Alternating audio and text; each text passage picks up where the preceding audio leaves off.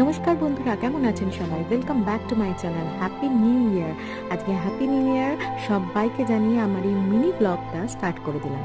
আজকে 31 ডিসেম্বর। আমরা ঠিক করেছিলাম পেডলার্স ভিলেজেই কাটাবো। পেডলার্স ভিলেজ হচ্ছে ফিলাডেলফিয়া। আমাদের বাড়ি থেকে এই ফিলাডেলফিয়ার এই পেডলার্স ভিলেজে আসতে লাগে মাত্র আধ ঘন্টা। এটা নিউ জার্সি আর ফিলাডেলফিয়ার বর্ডারের কাছাকাছি আছে।